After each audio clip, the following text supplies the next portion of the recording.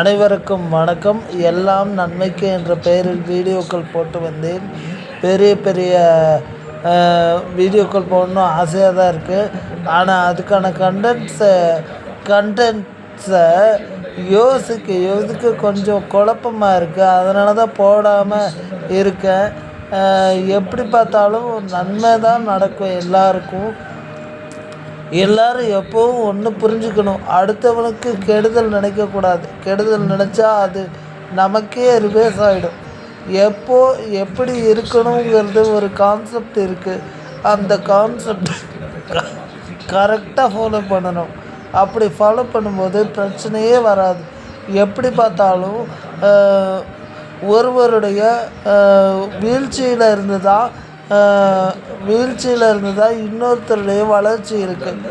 இப்போது நான் கெட்ட வழிக்காக இந்த வார்த்தை சொல்லலை.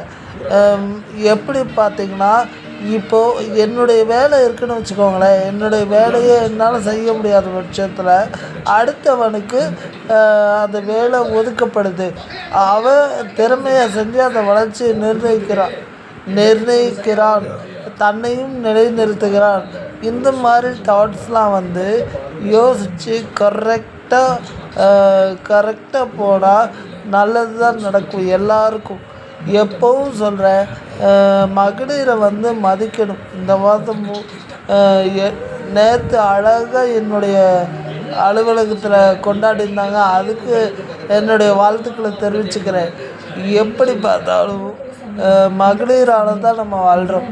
அவங்கள மட்டும் மதிக்கலைன்னா நம்ம வாழ்கிறது waste. You have to be think about the ladies. இப்போது அண்ணான்னு ஒரு கதை போயிட்டுருக்கு. அதில் மட்டும் ஒரு சேஞ்ச் கொண்டு வரணும். தயவு செஞ்சு தாலியை மட்டும் கலட்டுற மாதிரியான சீன்ஸ் கொண்டு வராதீங்க.